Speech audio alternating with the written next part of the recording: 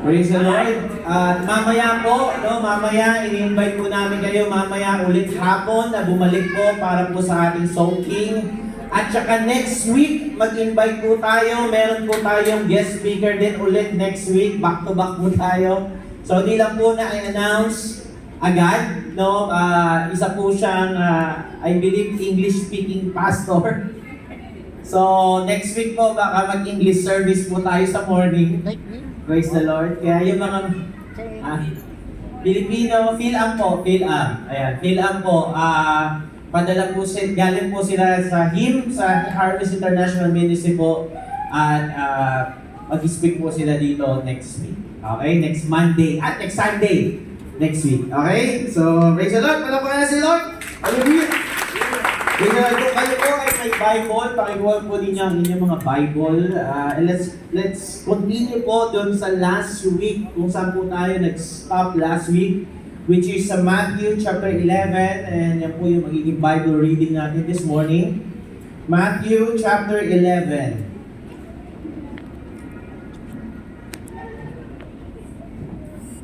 Ayan, praise the Lord. Matthew chapter 11, verse 25 to 26. Actually, hanggang verse 30 po, papasahin natin. Okay. Matthew chapter 11, verse 25, ang sabi po dito, at that time, Jesus prayed this prayer, O Father, Lord of heaven and earth, thank you for hiding these things from those who think themselves wise and clever, and for revealing them to the childlike. Sino dito mga childlike? Magsabi ng amen. Mga tulad daw ng isang bata. Hallelujah. And for revealing them to the childlike. Verse 26, Yes, Father, it pleased to you to do this way. Sabi ng verse 27, My Father has entrusted everything to me. No one truly knows the Son except the Father. And no one truly knows the Father except the Son, and those to whom the Son chooses to reveal Him. Amen. Sino mga pinili? Magsabi ng Amen. Amen. Okay. Verse 28. Kaya po sabi ng verse 28, Then Jesus said, Come to me, all of you who are weary and carry heavy burdens, and I will give you rest. Sabi po ng verse 29, Take my yoke upon you. Let me teach you, because I am humble and gentle at heart, and you will find rest for your souls. And verse 30, For my yoke is easy to bear, and the burden I give you is light. Pagpalain ng Diyos sa kanyang salita, lahat mo ay magsabi ng Amen. Amen. So, we'll continue on to our topic po this Sunday is living in the sacred place. Ito po yung part 2. Okay? So, let's all pray. Father, we just thank you. This morning, we know that you are here. We are all in your sacred place. Panginoon, hindi mo ito hinayang sa lahat. Ngunit, tangi mo siyang hinayang, Panginoon, sa mga tao, O Diyos, na tulad ng isang bata na lumalapit sa iyo, laging umaasa sa iyo, laging nauuhaw sa iyo, laging hinahanap ka, at walang ibang inaasahan kundi tanging ikaw lang. Ito'y, Panginoon, itong mga salitang ito, O Diyos, ay hinebo po sa amin, Panginoon. Hallelujah. Kaya dalangin ko sa oras po na ito, sa umaga pong ito, hayaan mo yung salita ay mangusap sa iyong mga anak. Panginoon, tanging ikaw lamang ang may taas at maluwalhati, mapapurihan sa lugar pong ito. Even those who are watching online, Panginoon, stretch out your hand, Panginoon, sa wherever they may be, Lord God. And Lord, we know, Panginoon, sa umagang ito, ikaw ay kikilos at ikaw ay maghihimala, Panginoon, sa pamagitan ng iyong mga salita. Sa ila mga puri at kalbagian, sa pangalan ng aming Panginoong Hesus, ang lahat ay magsabi ng Amen. Kamayan mo yung kaliwat kanan mo, bago ka umupo, sabihin mo sa kanya, mabuti na lang na nandito ka, kapatid. Ayan. Saka baka di mo pakilala yung katabi mo, tanongin mo na rin pangalan niya. Praise the Lord. Praise the Lord. Are you ready this morning? Naniwala ba kayo mga kapatid na may gagawin si Lord ngayong umaga? Sino dito nauuhaw sa Panginoon magsabi ng Amen? You know, napakaganda po, napaka-special nung sinabi ni Jesus dito po sa binasa po natin Because sabi po niya, itong mga salitang ito, sabi niya doon, hindi ito linyek sa lahat, kundi tanging sa mga tao lang na lumalapit sa Panginoon na tulad ng isang bata. Kanina mo yung kaliwat kanan mo, mukha bang baby face yan? Yan. Hindi man siya mukhang baby face, pero ang pinakamahalaga, ang ugali po natin sa paglapit natin sa Panginoon ay tulad ng isang bata. Amen. Di ba? Ano ba yung bata? Ang bata, no? Kanya yung mga anak po namin maliliit, no? Di ba? Kahit anong pigil mo, hindi mapipigilan at meron siyang gustong puntahan. Tama ba? Magwawala yan kapag may gusto at hindi niya makuha. Tama po ba? Amen! Eh tayo, kapag umuulan, wala na. Ayaw na natin mag-church, di ba? Di ba? Pero pag ikaw, gusto mo talaga lumapit sa Panginoon, ano bang dahilan? No, talagang itinatabi mo yan para sa Panginoon. Amen ba mga kapatid? No, gagawa ka ng paraan, makalapit, maka-attend ng church, maka-attend online, amen, maka-join ng discipleship. Gagawin mo yung paraan. Why? Dahil tulad ka ng isang bata at yun po ang hinahanap ng Panginoon. Amen po ba yung mga kapatid? Kaya sabihin mo sa kaliwat kanan mo, kailangan maging tulad tayo ng isang bata. Ayan, hanap ka ng kaliwat kanan mo. Kailangan mo yung sinasabihan ka. Ayun. Praise the Lord. If you were here last Sunday po, no, last Sunday, inumpisahan po natin itong living in the secret place. Ito po yung part 2, actually dalawang part lang po siya. Tutuloy po natin yung points po natin from last Sunday. Kung wala po kayo last Sunday, that's okay, meron po tayong live, no? Kaya mag-follow po kayo sa Facebook po natin. At nandun po yung mga live po natin, pwede niyo po siyang balikan, aralin muli, no, yung mga teaching po natin, kung may mga certain revelation sa inyo na nag-hit sa inyo na pwede siyang balikan, pwede siyang aralin. Amen? But last Sunday, we talk about, yung unang point po natin is that ang secret place po na tinatawag natin o yung nakatagong lugar o yung sikretong lugar, ano ba ibig sabihin nun? Ito po yung presensya ng Diyos. No, we've been talking about the secret place. Ngayon po ay pang 7th week na po natin. And we clearly understand na ang presence of God, yung po yung tinatawag na secret place.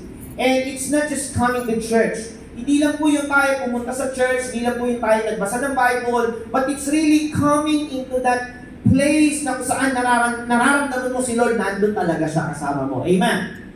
Amen po ba yung mga kapatid? Kaya nga po, meron pong may nagtanong, nabasa niyo ba sa Bible na where 2 or 3 are gathered?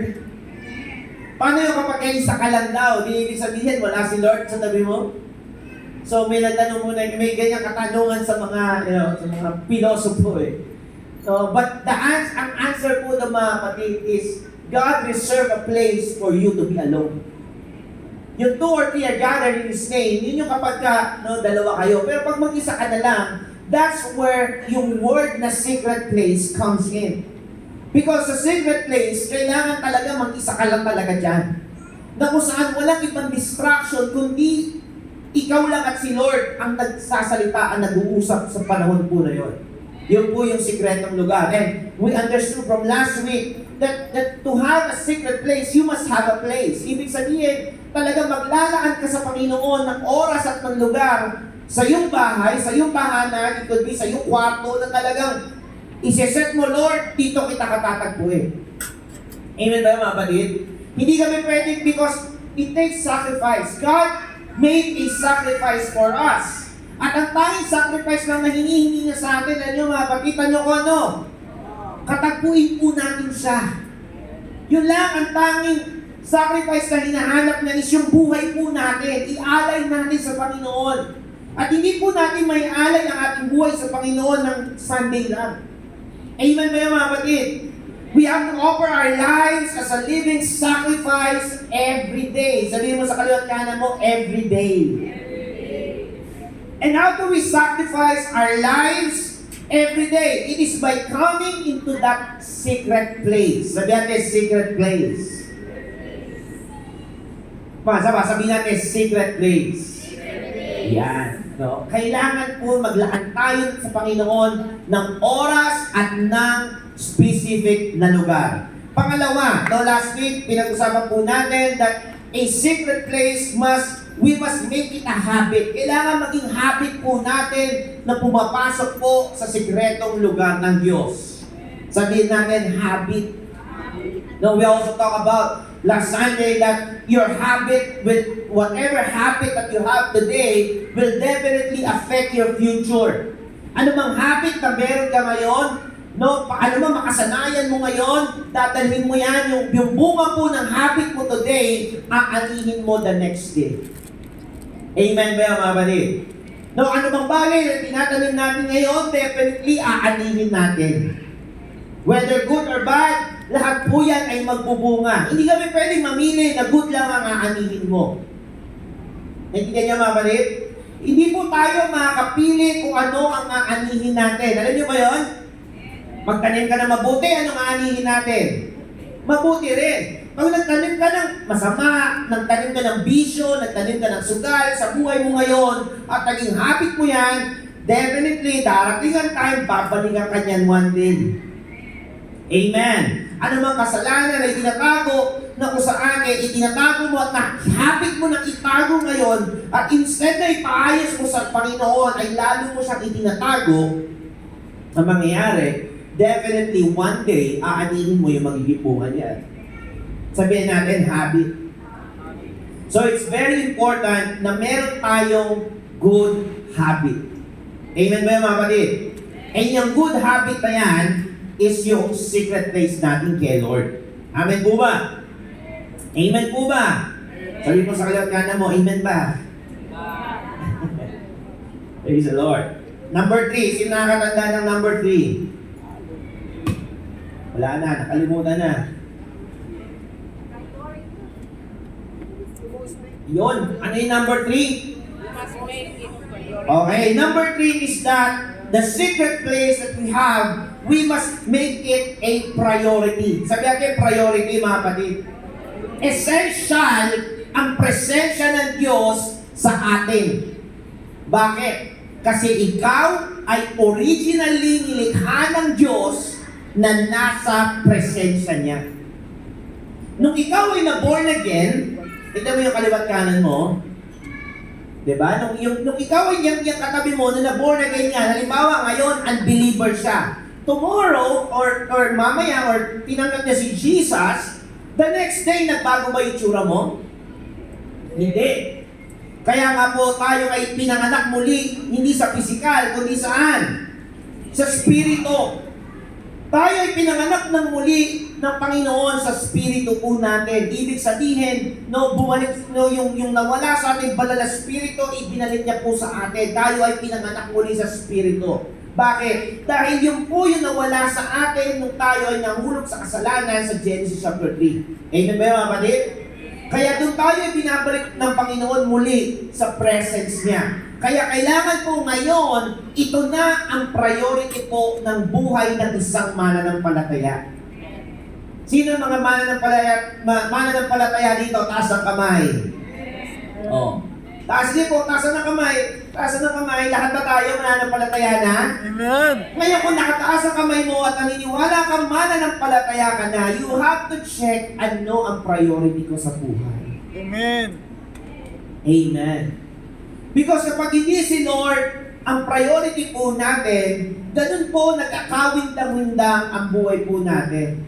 Alam niyo po mga kapatid, ang isang taong na kay Lord at si Lord ang priority, ano man mangyari sa buhay niya, alam niya kay Lord siya babagsak. Si Lord ang end. Amen. Si Lord ang patutunguhan niya at the end. Amen ba yan mga kapatid? Bakit? Kasi ang buhay niya, ang priority niya, si Lord na. Amen po ba yun? So, last week nga po, dito tayo nagtapos sa Matthew chapter 11, verse 28. Ang sabi dan, and Jesus said, "Come to me, all of you who are weary, carry heavy burdens, and I will give you rest." Bibigyan ko kayo ng kapahingahan. Sabi ng verse 29 po, verse 29, paki-next. Yan. Sabi ng verse 29, "Take my yoke upon you. Let me teach you." Yan yung sumunod. Pag lumapit ka sa akin, Diba?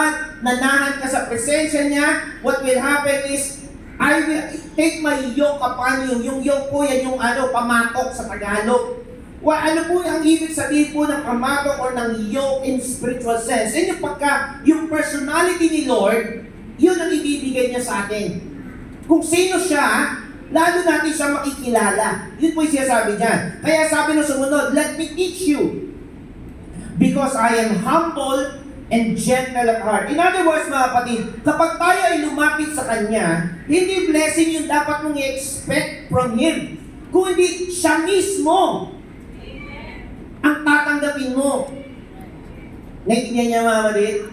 Kasi iba, pag lalapit kay Lord, ang ina-expect blessing. Pero hindi pa sa blessing ang gustong ibigay ng Panginoon sa atin. Kundi kung sino siya, yun ang dapat po natin makilala at malaman at tanggapin. Amen ba yun?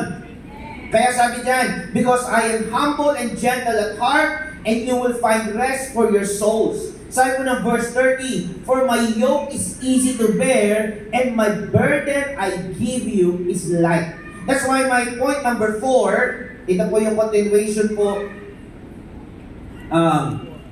today. Ayan, number 4, pakibasa po natin. 1, 2, 3, go! Yun, isa pa po, sabay-sabay po natin basahin. Pakitingnan po dito sa screen. 1, 2, 3, go! Because the secret place is all about knowing Jesus. Siya yung priority, yung secret place, pero in order kapag ikaw ay nandun na sa loob, walang ibang dapat kang matutunan o makuha kundi kung sino siya. To behold Him. Sabi po ng Exodus chapter 33, ito po yung naging context ng ating secret place, living the secret place from last week, sa Exodus chapter 33. Sabi po ni Moses, verse 12, Moses said to the Lord, verse 13, if you are pleased with me, teach me your ways, so that I may know you. Kapag si Moses po ay pumapasok sa secret place, isa lang ang nais niya. Makilala niya si Lord at malaman niya kung ano ang kaparaanan ng Diyos. Kasi po, sabi ni Moses dito, so that I may know you and continue to find favor with you. Ano po ibig sabihin nito, mga kapatid? Kasi yun nga po ito na sabi ko kanina, maraming tao ang hinahanap nila kay Lord blessing, hinahanap ni Lord favor. Pero hindi natin nalalaman na in order for you na magpatuloy sa pabor ng Diyos, kailangan kang lumalim sa pagkakilala sa Panginoon. Amen.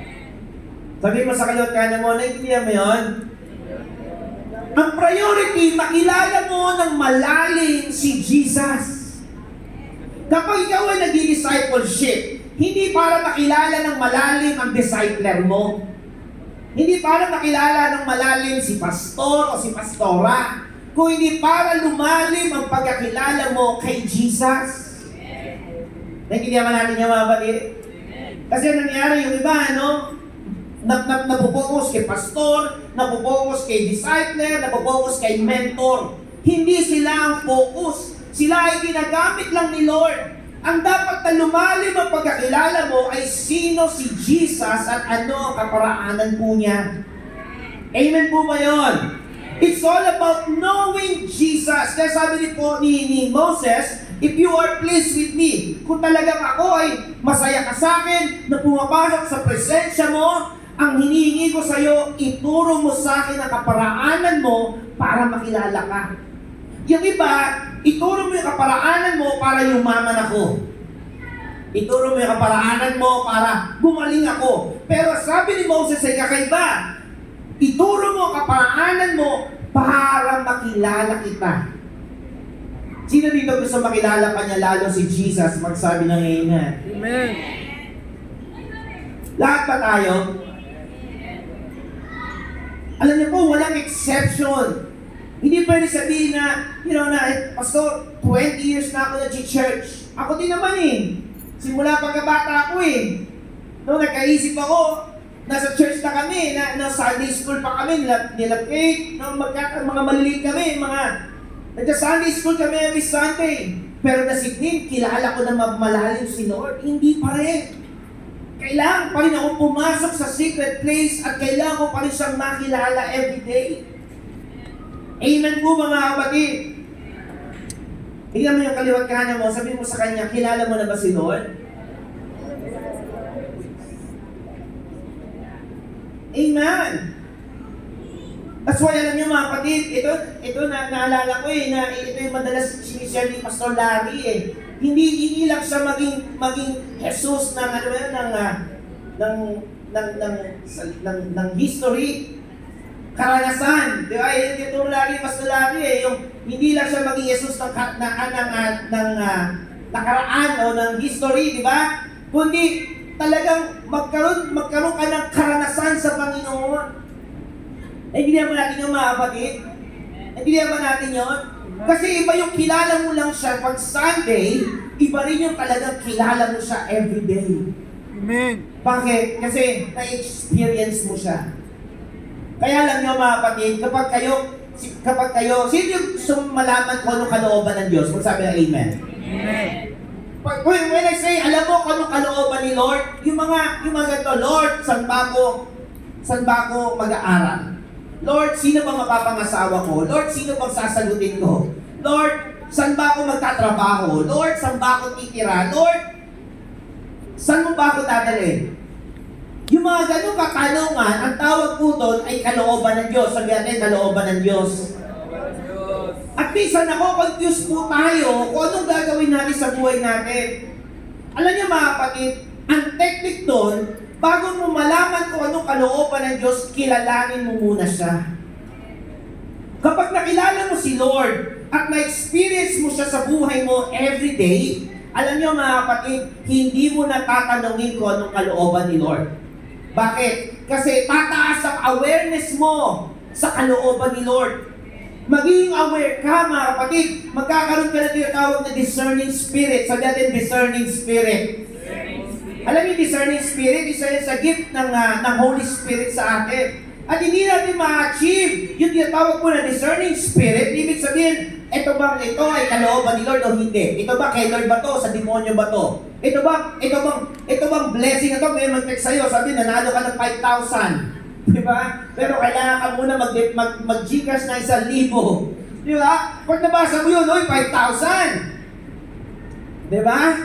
Oh. Paano mo kayo malalaman kay Lord yan o hindi? Diba? So, the only way mga kapatid, for you to know the will of God is for you to be close to God. Hindi naman natin yon. Yun ang sabi ni Moses. Sabi ni Moses, teach me your ways. Gusto kong malaman ang kalooban mo. Hindi naman natin yon. Pero kailangan muna kitang makilala mabuti. Take note, si Moses po ay isa sa mga pinakamalapit sa Diyos. Sabi ng Bible, sila'y nag-uusap tulad ng magkaibigan. Naintindihan niyo mga kapatid? That they speak face to face as a man speaks with his friend. And yet, ang sabi ni Moses, gusto pa kita lalong makilala. Sino na gusto lalong makilala si Lord? Magsabi ng Amen. Amen. Because sabi gano'n, and continue to find favor with you. No? Kaya, ang ganda sabi po ng NLT. Yan, sabi po ng NLT, one day Moses said to the Lord, if it's true that you look favorably on me, let me know your ways so that I may understand you fully. Sino dito gusto niya maunawaan mabuti ang kalooban ng Diyos? Magsabi ng Amen. Amen. Oh, hindi mo makukuha yan sa panonood ng Facebook, panonood ng Reels, panonood ng TikTok, panonood ng kahit ano pa, no, na malayo sa kalooban ni Lord. Malalaman mo ang kalooban ni Lord kapag malapit ka sa Panginoon. Kaya nga po mga kapatid, tandaan po natin, no, everything that we do in church is all about knowing Jesus. Amen. Kapag ikaw ay nalalayo na sa pagkakilala mo kay Lord, then, may problem. May problema na. Amen po ba? Sabihin mo sa kalawat-kala mo, naintindihan mo ba yon? Sabi ka doon, so that I may understand you fully and continue to enjoy your favor. Sabi natin, favor. Sino gusto ng favor ni Lord, magsabi ng Amen. Tingnan nyo, sabi ng Philippians, ito, one of my favorite verse. Yan, maraming mga may edad. Ito rin po yung mga paborito po nila. Kayo na nga lang mag-mix yan. Ayaw gumana yata nito. Philippians chapter 3 verse 7. Sabi nga lang, but what things were gain to me, this I have counted loss for Christ. Sabi ni Paul. Verse 8, yet indeed I also count all things lost for the excellence of the knowledge of Christ Jesus my Lord. Sabi nga nun, ganun sinabi dito, for whom I have suffered the loss of all things and count them as rubbish. Sabi natin rubbish. So that I may gain Christ. Sabi natin rubbish. Alam niyo yung sabihin ng rubbish? Ibig sabihin lahat ng bagay maliban kay Kristo, basura. Amen. Let me give you an example. Tingin tayo lahat dito. Meron akong dalawang, sabihin niyo na imagine na meron akong dalawang cup na hawak. Yung isang cup, punong-puno ng diamante. Yung isang cup, punong-puno ng tubig. Anong kukunin niyo? Tubig. Yung Tubig. diamante. Ako diamante, pambira. Kaya sa tubig, meron naman tubig doon eh. Milyon-milyon, no? Katumbas ng diamante, milyon-milyon. Laman ng tubig, nature spring. Ano kukunin nyo sa kamay ko? Isa lang pwede kuhanin, ha? Isa lang pwede kuhanin. Ano kukunin nyo? Diamante o yung tubig? Tubig. May tubig naman doon eh. May choice pa nga ako. Pag kinuha mo yung diamante sa kamay ko, marami kang tubig mabibili. Now, tama din yung sagot ni nanay. Pero ito yung mga patitignan nyo. Depende sa setting. Kung nandito tayo, kukunin, kahit ako, ay kukunin ko diamante, bakit ko sa tubig? Pwede ko marami magbiling tubig, tama! Imagine yung setting natin, nasa disyerto tayo, 5 araw ka na hindi umiinom ng tubig. 5 araw ka na hindi umiinom ng tubig, di tataka ba? Paano ka pa nabuhay eh? Kasi usually, di ba, 3 days lang, sabi ng science, sa walang tubig, patay ka na. 5 days ka na. No, batak-bitak na yung bibig mo at wala ka tubig-tubig, nasa gitna ka ng disyerto, may dumating sa'yo, dumating ako. At yung isang kanang kamay ko, may lamang punong-puno ng diamante, milyon-milyon. Yung kaliwang kamay ko, may lamang tubig. Ano kukunin nyo? Sigurado kayo? Milyon-milyon yung hawak ko! Diamante. You see, it depends.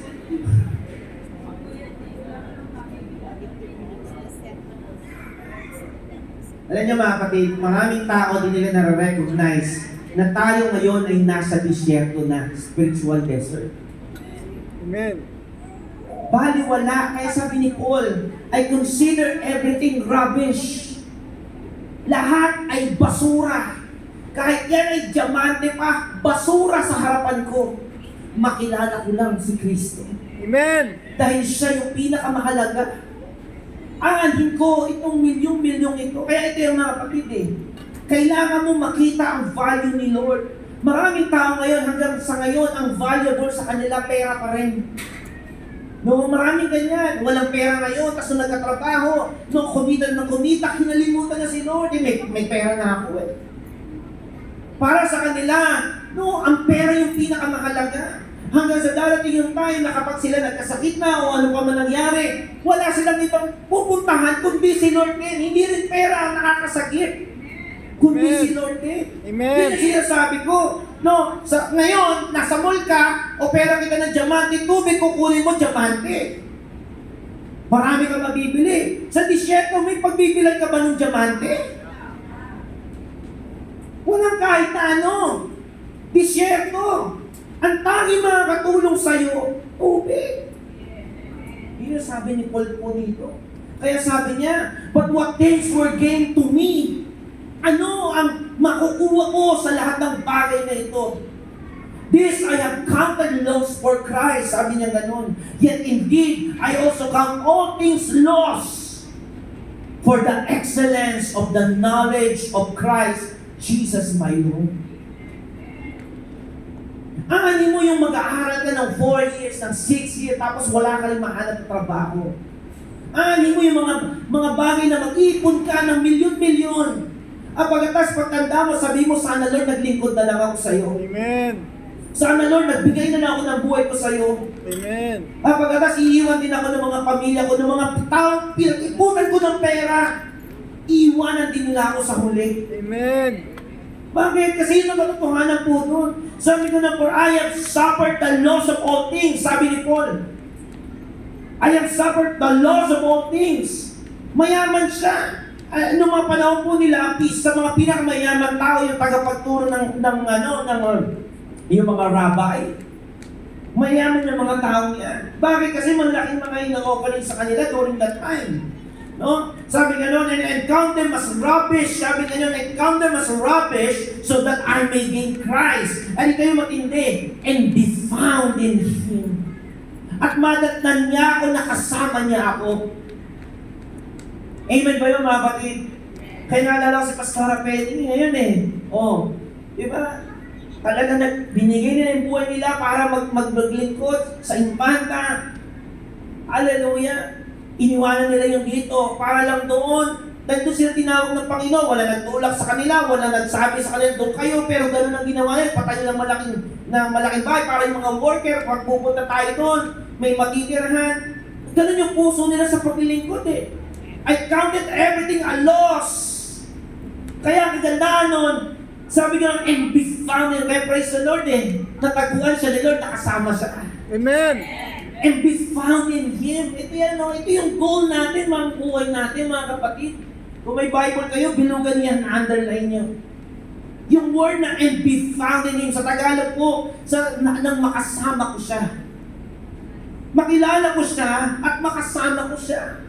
Yun ang pinaka-goal ng buhay po ng isang mananampalataya. Ang isang mananampalataya, hindi niya goal yumaman.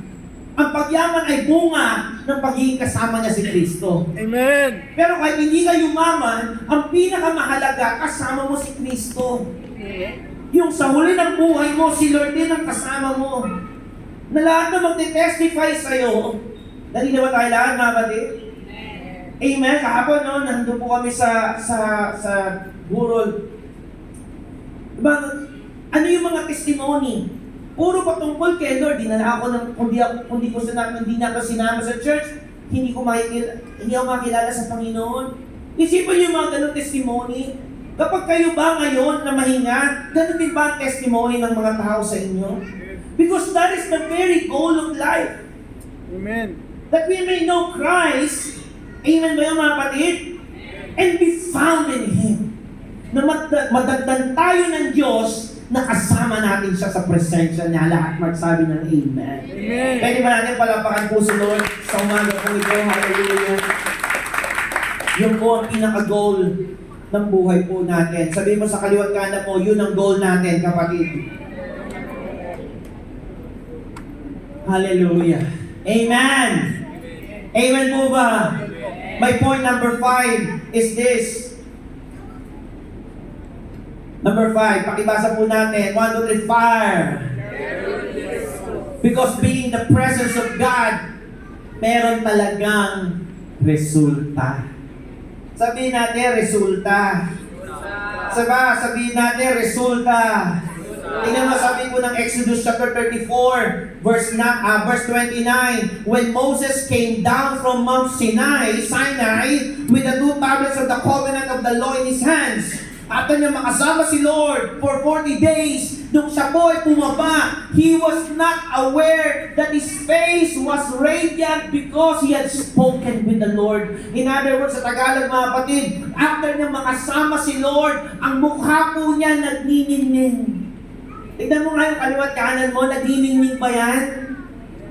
O merong morning glory ang naiiwan? Glory ba ni Lord, the morning glory. Amen. Amen. Kita nyo kapag si Lord nakakasama nyo, nagniningning. Yan, minsan pa, tignan mo yung kaliwat kanan mo. Tignan mo nga siya yung nasa harap sa likod. Nakakangiti ba yan? Nakakangiti ba yan?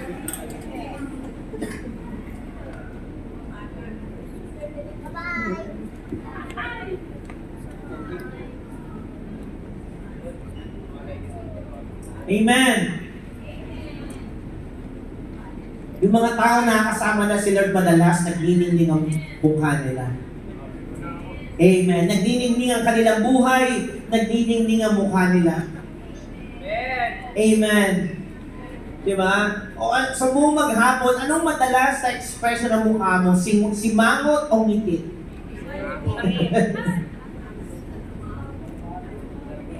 Diba?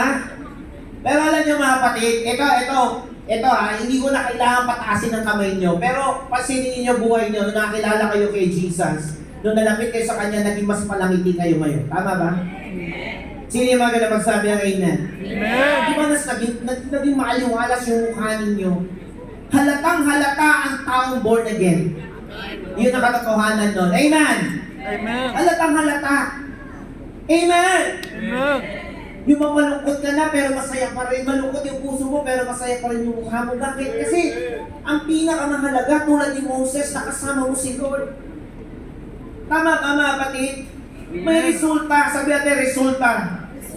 Sabi natin resulta. Sino dito gusto ng resulta? Magsabi ng amen. Kaya sabi ng balikan natin yung chapter 33. Ano nangyari guys? Okay. Next lang. Yan. Sige pa. Yan. 33. Next. Yon. Yan. Okay. Sabi diyan, balikan natin, no? Chapter 33, verse 12, verse 13. If you are pleased with me, sabi ni Moses, teach me your ways so that I may know you. Yun yung una eh. Diba? Pupunta ka sa presence of God, pupunta ka sa secret place para makilala si Lord. Because definitely, hindi pwedeng nakipagkita siya kay Lord na walang resulta. Amen. Sino dito mga alam nila, paglabas nila ng church, may resulta. Agad, mamaya, naniniwala. Magsabi na amen! Sino na pala tayo may resulta agad? Magsabi na amen. Kasi yun ang totoo. Kaya sabi ni Moses, kasi alam ni Moses yung ways yung kaparaanan ng Diyos. Kaya sabi niya, pag nakilala kita, mananatili ako sa favor. Ito po yan mga kapatid. Kung kayo po ay bagong Kristiyano o bagong believer, totoo yun. Ito lagi kong naririnig to eh. Yung mga kasabihan natin na kapag bago kang Christian, parang lahat ng prayer mo sinasagot ni Lord. Tama ba? Diba? Nung ikaw ay una ka nakilala kay Lord, lahat ng prayer mo, Lord, magkaroon ng bus, bigla yung bus darating sa harap mo. Hallelujah. Diba? Amen ba? Lord, pagsakay mo ng bus, Lord, sana makaupo ako. Ay, hallelujah, bigla may tumayo. Saktong-sakto. Tama ba? Diba nga, may mga testimony pa na, hallelujah, no na yung iba daw, wala na akong pambayad, pero biglang pagtingin ko sa baba, may 1,000.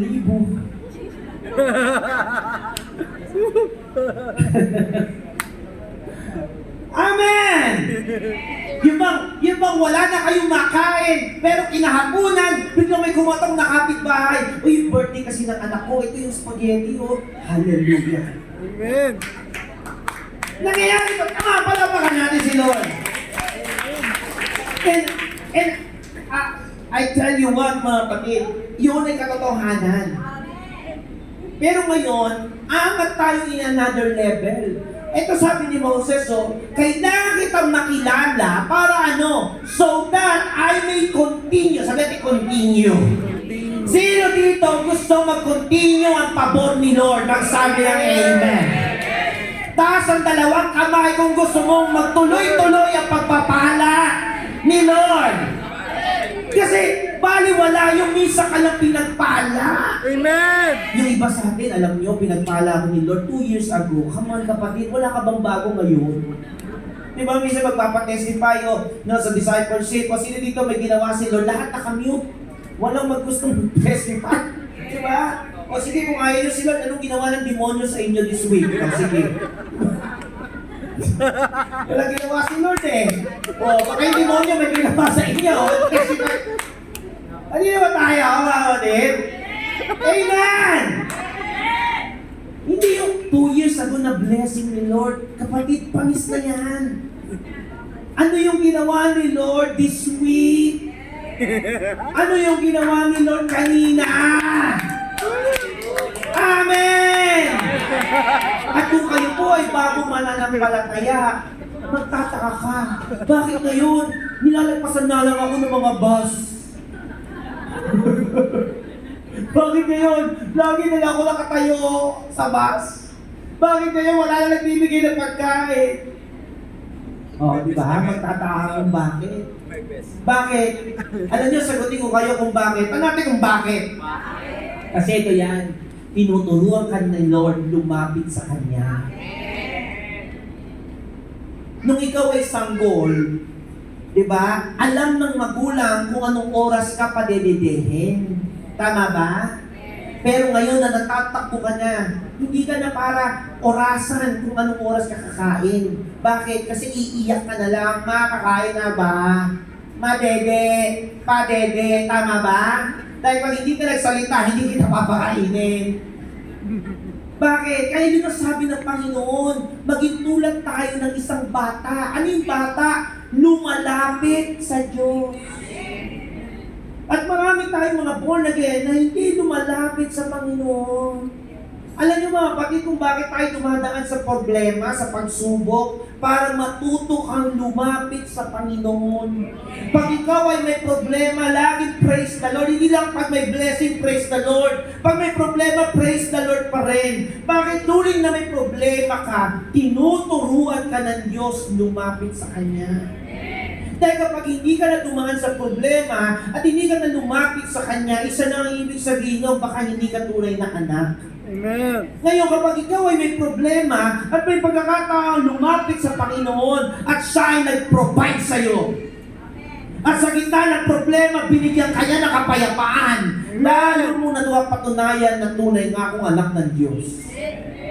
Tama ba mga kapatid? Ganun ang sabi ni Moses, Lord, hindi na ako sanggol eh. Kilala na kita, kasama na kita sa disyerto for 40 years. Now, Lord, gusto pa kita lalong makilala. Dahil habang nakikilala kita, lalo ko natututunan ang kaparaanan mo. At habang natututunan ko kaparaanan mo, ang pagpapala mo sa buhay ko, nagpapatuloy. Yun ang sabi ni Moses. Kaya ang makasama si Lord, laging may resulta. Sabi natin, resulta. Sabi ng Philippians chapter 3, verse 12, not that I have already attained or am already perfected, sabi ni Paul. Hindi dahil sa perfect na ako. But ito ginagawa ko, sabi ni Paul, I press on to that I may lay hold of that for which Christ Jesus has also laid hold of me. Pinagpapatuloy ako para makamtan ko kung ano yung hinahanda ng Diyos sa buhay ko. Dahil yung pagdating ko last week, panis na yun next week. Amen. Yung prayer ko kahapon, panis na yun today. Yung presence na naramdaman ko kahapon, yung iyak ko kay Lord kahapon, panis na today. Kailangan ko mag-press, sabi ni Paul. Brethren, sabi ng verse 13, I do not count myself to have apprehended. Si Paul ay matagal na sa ministry during that time. Marami na siyang church na na-build. At ang sabi niya, hindi pa ako kumpleto. Sabi niya, but one thing I do, isa lang daw ang ginagawa ni Paul, forgetting, kinakalimutan ko lahat ng bagay which are behind and reaching forward to those things which are ahead. Para makamtan ko yung resulta na hinahanap ko. Amen! Sabi ng verse 14, at hindi ng verse 14. Sabi ng verse 14, pakibasa po natin. Sabay-sabay, verse 14. 1, 2, 3, go! I press toward the goal. Pakiba. Sabay-sabay. Kailangan may effort tayo. Sino na gusto na resulta magsabi ang amen? Amen! Dapat kailangan yung pagsasalita mo may resulta din. Amen ba? Okay, verse 14, with all your might. 1, 2, 3, go! I press toward the goal for the prize of the upward call of God in Christ Jesus. Oh. I press toward the goal for the prize of the upward call of God in Christ Jesus. Para kapag tayo tinawag na ng Panginoon pabalik sa kanyang presensya, physically, hallelujah, alam natin, narating natin ang dapat natin marating. Lahat ay magsabi ng amen. Pwede ba natin palapakan si Lord? My last point, last na lang po, my last point is this: your secret place will draw others to God.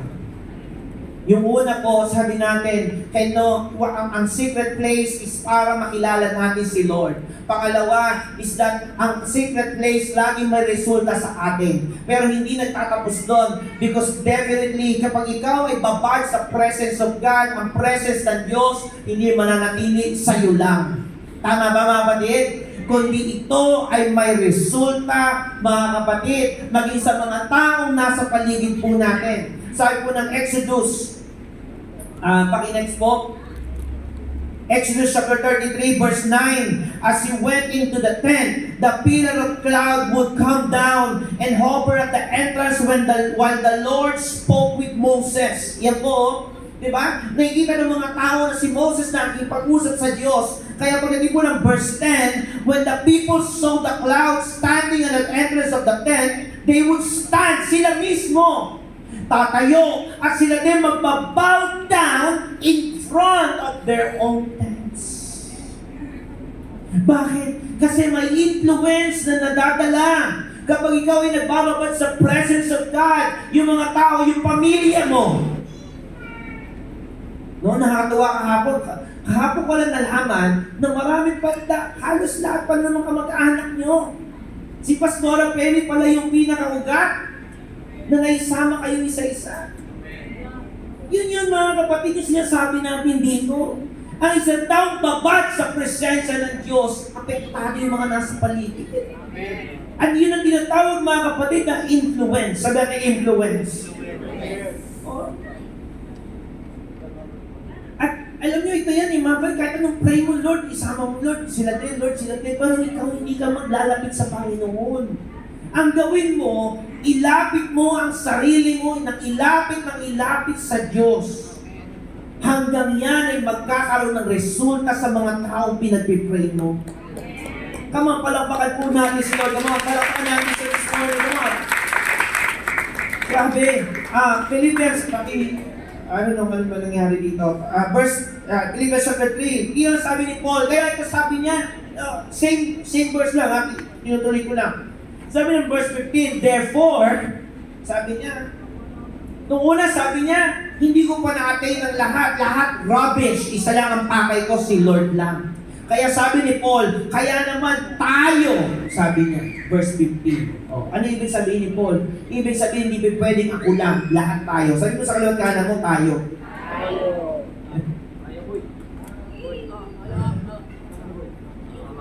Tapa, kalapitin mo yung harap likod, kaliwat kanan, sabihin mo, lahat tayo!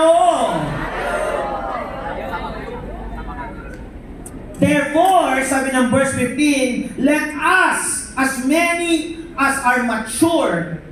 Yan nyo, sabi natin mature. Sabi natin mature.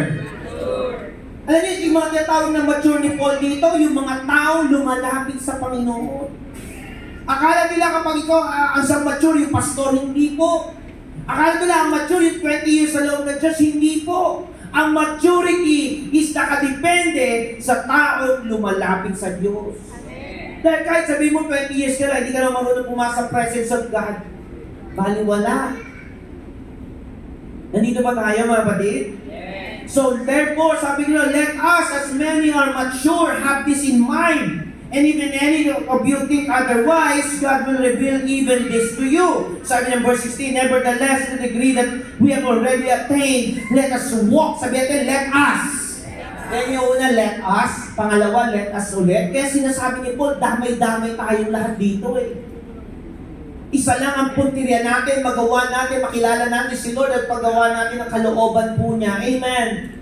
Amen po ba? Sabi nila, let us walk by the same rule. Let us be of the same mind sa paglapit natin sa Diyos. Requirement sa isang mananampalataya ang laging lumalapit sa Panginoon. Ang lahat ay magsasabi ng Amen. Amen ba? Alam niyo yung sabihin ng backslide? Sabi natin backslide. Ang backslide hindi na nag-church eh. May mga tao nasa loob ng church pero backslide eh. Bakit? Ano yung sabihin ng backslide? Ang backslide, lumayo sa Diyos. Hindi lumayo sa church. Ibig sabihin ng backslide, malayo sa Diyos. So, hindi porket ikaw nasa church ka, hindi ibig sabihin malapit ka kay Lord. Ang basihan, mga kapatid, ng pagiging malapit sa Panginoon, hindi yung nagtataas ang kamay during worship. Hindi yung kumakanta kahit ikaw backup ka pa, worship leader ka pa, tumutugtog ka, hindi ka naman lumalapit sa Panginoon. Backslide pa rin yan eh. Oh, ang tunay na malapit sa Panginoon, may oras sa Diyos. Hindi lang pag Sunday. Lumalapit sa Panginoon on a daily basis. I'm not saying huwag kayong magtrabaho, huwag kayong mag-aaral. I'm saying may oras ka ba kay Lord? Every day. Amen. Amen ba yun, mga kapatid? Kaya sabi ni Lord sa Revelation, di ba, kausap niya yung mga church, the church of Laodicea, sabi niya, no? Your hearts are far away from me. Go back to your first love. Sino kausap niya? Mga taong nasa loob ng church. Sabi niya, malayo ang puso niyo sa akin. Bumalik kayo sa una niyong pag-ibig.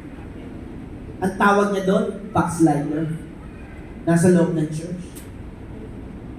Sabi mo sa kanan mo, backslider ka ba?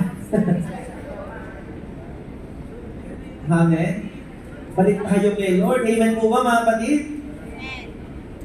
Next po, next, verse 17. At ito po, verse 7, last two slides, verse 17. Brethren, sabi ni Paul, join in following my example and note those who so walk as you have us for a pattern, sabi ni Paul. Gayahin natin siya.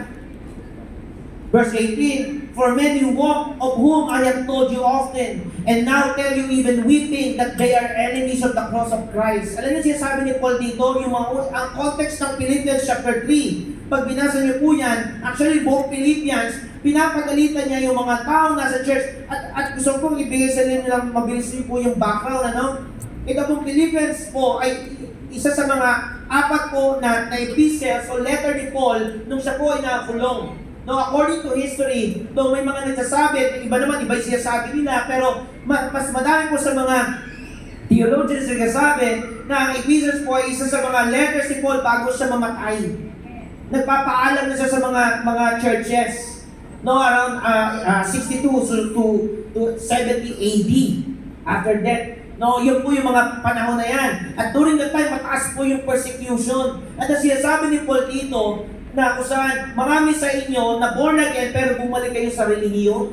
Nagtiwala na naman kayo sa sarili niyong lakas na kailangan kayo magpaganito, magpaganyan para maligtas. Hindi, sabi ni Paul, si Lord, ang Panginoong Yesus, ang hanapin ninyo, hindi yung mga bagay na marelihiyon, sabi ni Paul.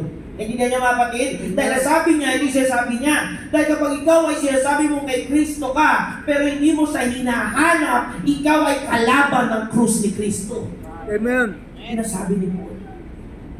Sinasabi mong nasa church ka, sinasabi mong born again ka, pero hindi mo siya kinikilala, ang sabi nga nun, kalaban ka ng krus ni Kristo. Amen. Grabe to. Amen ba yan, mga kapatid? Kaya sabi niya, ito matindi, whose end is destruction, whose God is their belly. Ang Diyos nila yung pagkain. Sabi ganon, and whose glory is in their shame, who set their eyes or their minds on earthly things. Ito yung mga born again, walang ibang gawin kundi magpayaman na lang. Magpakasasa sa pera o sa mundo, sabi ganon. Pero hindi tayo ganon. Sabi mo sa kaliwat mo, hindi tayo ganon. Hallelujah. And last, my last, next po, last. Sabi ng verse 20, ito kaya sabi ni Paul, ito paalala po niya, huwag natin kakalimutan verse 20. For our citizenship is in heaven. Amen. Ang ating citizenship ay nasa langit, from which we also eagerly wait for the Savior, the Lord Jesus Christ. Kaya verse 21, no? Kaya di tayo natatakot eh. Dumating man ang time, mag-expire ang katawan natin. Verse 21, who will transform our lowly body that it may be conformed to His glorious body according to the working by which He is able even to subdue all things to Himself. Ibig sabihin ito mga kapatid, lahat ng bagay ng likha ay babalik sa Kanya. Kahit tayo. Kahit ang buhay po natin babalik sa Panginoon. Kaya nga ito, maraming tao gusto na pumunta ng langit, pero ang tanong, sanay ka ba kung ano itsura sa langit? Amen. Diba? Sa langit, pamira, hindi matapos-tapos ang pagsamba doon, araw-araw, gabi-gabi. Nagsasamba mga tao, ngayon, naku po, magka-alas 12 na, tanghalian na. Tagal ni Pastor mag-preach, overtime na naman mag-worship pa mamaya. Sa langit, pagpunta mo doon, pambira. Hallelujah, araw-gabi. Nagsumasamba mga tao, 24 hours, non-stop. Kaya mo bang sumamba doon? Kaya ngayon, ito po mga kapatid, alam nyo, kaya ito tinuturuan tayo, hinahanda tayo ng Panginoon kung anong merong buhay sa langit. Ano bang merong buhay sa langit? Lagi tayong nasa presensya ni Lord. Kaya ngayon pa lang, ito pong mensahe ko ng secret place, ito ay paghahanda sa ating lahat. Na ngayon pa lang, masanay na tayo na nasa presensya po ng Diyos. Dahil sa huli ng ating buhay, si Lord din ang makakasama po natin. Kaya kung meron kang uunahin, kung meron kang hahanapin, kung meron kang ipapriority sa buhay mo, hindi yung diamante, kundi yung tubig. Na nagbibigay buhay. Pwede ba tayo lahat ay tumayo para panganabi po si Lord? Lord,